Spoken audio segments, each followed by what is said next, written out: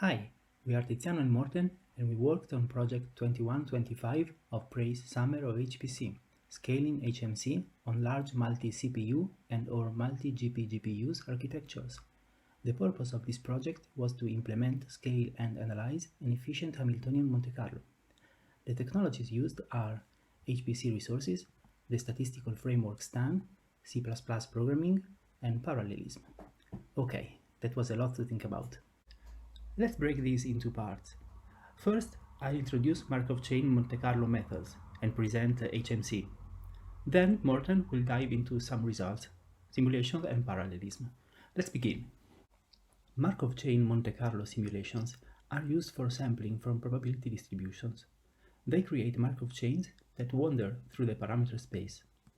These random walkers try to sample more from around the mode than away from it, and we will use the sample points to compute the expectation value of the distribution. Evaluating the expectation involves the product of density and volume, and in high dimensions, there's a little volume around the mode and little density away from it. The relevant portions of space will tend to occupy a narrow and singular region that we call typical set. A Markov chain Monte Carlo method may exhibit random walk behavior and take a long time to converge, if it converges at all. What is more, it's a highly autocorrelated process and can provide biased estimations over regions with pathological traits. Luckily, there is an algorithm, Hamiltonian Monte Carlo, that reduces autocorrelation and explores the typical set efficiently, thanks to the introduction of a fictitious physical system where we simulate Hamiltonian dynamics. The transitions will no more be random jumps, but will follow the flux and will successfully end up in the typical set and start exploring it. As an analogy, let's consider a satellite orbiting around a planet. The typical set would correspond to the orbit, and sampling from the typical set would be equivalent to the satellite being in a stable orbit around it. The actual orbit of a particle is found through numerical integration. The ingenious symplectic integrator that we use is called leapfrog. It preserves the phase space volume and guarantees that the computed path does not deviate too much from the true path. One single leapfrog step involves a drift-kick-drift scheme. This accurate interleaving of position and momentum updates ensures time reversibility and good control over error propagation.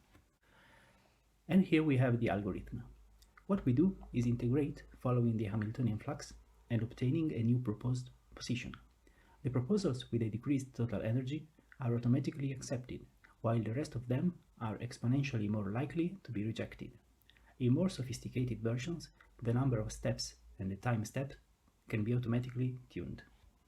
As can be seen, using the simplest implementation of the Hamiltonian Monte Carlo, the particles start from a random location, and we perform a number of samples where the particle will converge towards the typical set, just as Tiziano mentioned earlier.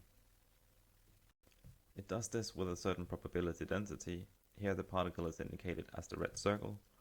We can move forward toward the typical set, and the direction is determined by the momentum. This doesn't mean that we cannot move backwards, but the probability of moving forward towards the typical set is just much higher.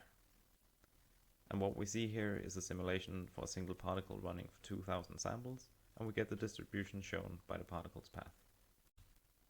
But of course, a single particle makes for a bad experiment, so in order to get a better result, we have to make a simulation of an ensemble of particles. But this is where we run into trouble, because for each particle performing the path shown in the previous step, it takes about 4 minutes in a poor Python implementation. Instead of using poorly optimized code and a single slow computer to perform the simulation, we of course want to use a distributed system.